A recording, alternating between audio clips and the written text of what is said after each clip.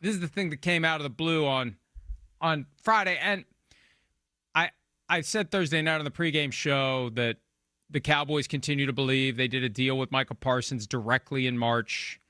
And Parsons said, call my agent if you want to talk contract. And they refused to talk to David Mulugheta. Refuse to talk to him about the Micah Parsons contract, which is ludicrous on its face because the CBA requires any verbal agreement to be reduced to writing ASAP. Right. And the CBA requires the agent to be involved. You can't just cut the agent out. The paperwork isn't going to materialize out of nowhere. The player isn't in a position to do it. So all of that just was like, what the hell is going on here? And look what happened the next day. Micah has had enough. It came middle of the afternoon on Friday, requested a trade. He posted it on X, a.k.a. Twitter, a.k.a. still a cesspool. And he laid it all out. And look, he was as blunt and earnest. And I didn't think it was a bluff.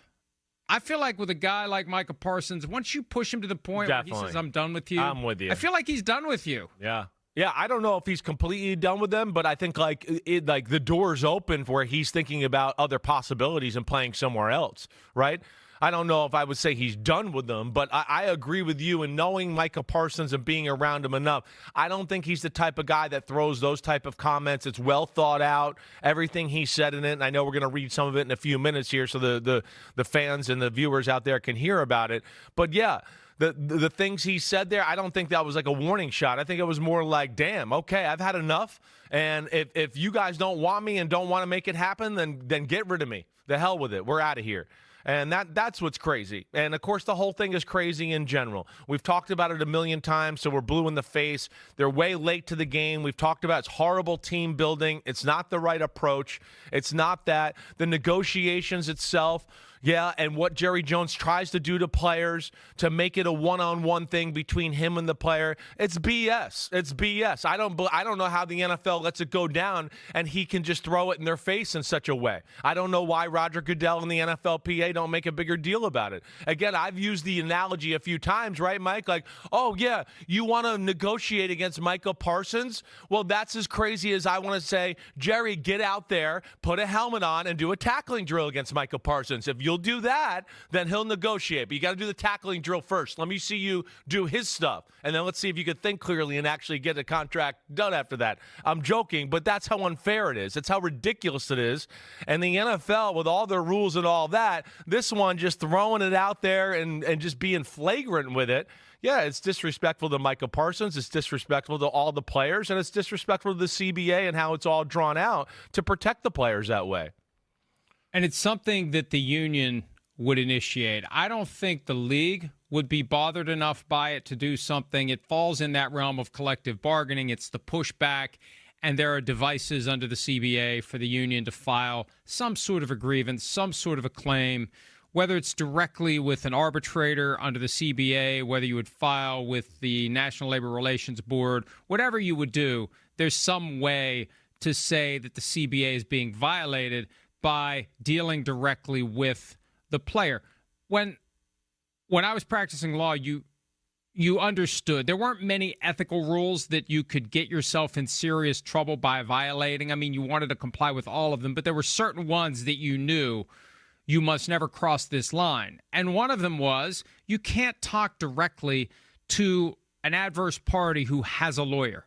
You can't just call up the plaintiff in a lawsuit and say, hey, let's work this thing out. Once you know they've got a lawyer, you are obligated and limited to talk to the lawyer.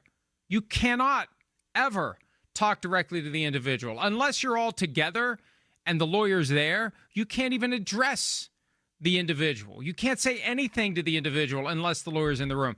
And it's the same concept here. So I don't know why the union has never done anything about it. It's just been there. You mentioned the let's go out and do a tackling drill. Des Bryant said something to that effect to Jerry Jones years ago, and we'll be talking about Des and Jerry coming up because the spiciness got spread a little bit thanks to the way this all went down. But you mentioned the statement, and it was a long statement. Here's the key part. Yes, I wanted to be here.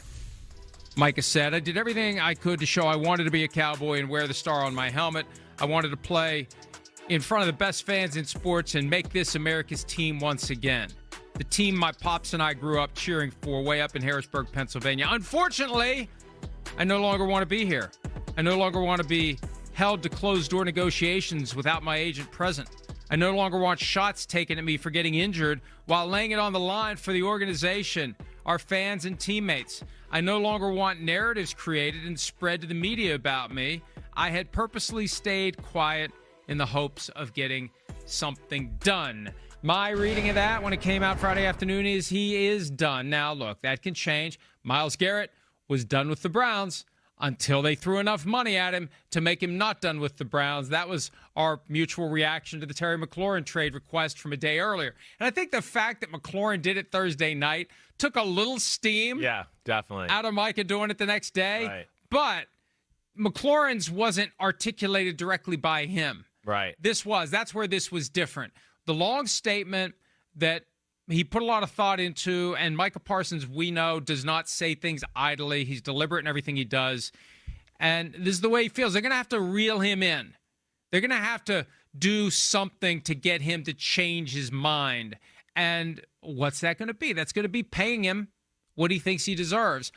Finally, and belatedly, after they've been trying for 2 years. That was the other thing that was brought out in that statement. They've been trying for 2 years to get this done. Yeah, well, I know. And obviously they have not met the bar of what Micah Parsons and his representation want to achieve there as far as that. And that's what's crazy about all of this, too, just because we know it's a no-brainer. It's a no-brainer in the fact that this is one of the few people I can ever remember that is really compared to Lawrence Taylor on a regular basis. And I'm not saying he's Lawrence Taylor, but I think we all know as football fans watching him, he's about as close as there's been. I think him, Von Miller, maybe, right? I mean, it's a very, very short list of those explosive, crazy, fast, strong guys that are in a 250-pound body, right, that can still act like they're 320 pounds. So he's special that way and makes no sense. I go back to an old phrase that Jerry Jones used to say all the time, grace and dignity. Grace and dignity. That's all he kept saying during the kneeling, the whole kneeling and that Colin Kaepernick stuff. And I want to just say, do you think this is grace and dignity, what you're doing right now? I mean, really? I mean, you get on a player when he's injured. You kind of like smear him a little bit and say, well, the cheers aren't as loud as CeeDee Lamb's were. I mean, that was kind of like a passive-aggressive shot in itself. Some of the other things he said along the way, I don't like it. I don't think he's handling himself the right way. Micah Parsons, I am clearly on team Micah Parsons here. He's done everything right. And he continues to do everything right. And Jerry Jones and the Cowboys continue to take little jabs and shots at him and showing no grace and dignity to the guy who's done everything he can to be a Cowboy, do it the right way. His worst mistake is he talks into a microphone a little bit on a podcast. And within that, nothing really bad has happened that whole time other than people go, well, it takes a little time on a Tuesday night or a Monday night for him to do that podcast. Like, so what? Who cares? So I don't understand it at all. I don't agree with what the Cowboys are doing. I don't like what Jerry's doing at all. And I hope Micah gets what he wants. I just don't know what he wants, but it does seem like you're saying, Mike. I feel you. He's the kind of guy, it feels like he would get out of there if he could right now. April 9, 2024, we posted at PFT on comments from Sean Sharif, one of the hosts at 105.3 The Fan in Dallas, the flagship station for the Cowboys, the station where Jerry Jones appears twice per week during season. What Sharif said was this: I'm talking about at least 4 different people who have told me Micah has worn thin with the Cowboys. I don't know how much is true, how much of it actually hurts. I don't know whether this is the behavior of a typical superstar. I don't know how damaging it is, but I do know this. I've heard from way too many people that if Micah Parsons was out of there would be a decent amount of people inside the Ford Center smiling or breathing a sigh of relief. That was just a couple of months into his eligibility for a second contract. And I remember saying at the time, and I don't know whether, I assume we talked about it here. I assume we did. Like, if you got an issue with the guy, trade him. It's that simple. Yeah. If he's your guy, then you pay him. If he's not your guy, then you trade him. There's no middle ground here. Don't smear him behind the scenes. Right. This idea that he's wearing thin, hey, hey, you mentioned the Lawrence Taylor comparison, and while he's not yet Lawrence Taylor, he's shown flashes of that kind of ability. And look at everything the Giants dealt with in order to have the best of Lawrence Taylor. Right. You're not having to deal with all that much in Dallas to have the best of Micah Parsons. So I Is he as difficult as Michael Irvin, Mike? Is he as difficult as Randy Gregory was, that they seemed to keep around forever and was failing drug tests and doing all that? I'm not trying to judge. I like Randy Gregory, the guy, but I could sit here, if you gave me a little time, and come up with at least 10 Cowboys over the last 20 years ago. I think they were a little tougher of a time than Micah Parsons. Sorry, challenge flag, Jerry Jones and family. Say what you will about Micah Parsons, but he never stabbed a teammate in the neck with scissors. Very true. And that reportedly happened. Right. Back during the boys will be boys days of the Cowboys, and that comes straight from Jeff Pearlman's book. I think it's the opening scene of Boys Will Be Boys. Everett McIver made the mistake of cutting the line to the barber chair in front of number 88, Michael Irvin, and he had scissors in his neck to show for it. So you're right. And I think the other part of it, too, I think back to what Jerry said kind of stupidly about injuries, and just because we signed him doesn't mean we're going to have him. He missed 6 games last year. Well, he missed 4. Yeah. It sounds better if you say 6. Right. And we gave $60 million a year to Dak Prescott, and he missed 2/3 of the season. Well, he missed 9 games, but again, 2/3 sounds better. I think that the core here, if Jerry were telling the truth, the whole truth, and nothing but the truth, he would say they regret paying Dak Prescott. Yeah, right. It's anger at himself, and right? he doesn't. Right. And he doesn't want to regret paying Micah Parsons $45 million a year. I think that's the core. Yeah. And Chris, my prediction has been they're not going to pay him, and they're going to kick the can at $24 million this year, and then play the franchise tag game next year, and then maybe after 2026 trade him or sign him or whatever. But they will have gotten 2 more years out of him for a lot less than the current market value. I feel like that's what they've been trying to do, and by requesting the trade, Micah blows that up a little bit or a lot. Hi, it's Mike Florio. Thanks for watching PFT on YouTube. Hit subscribe for the latest news and analysis from Pro Football Talk.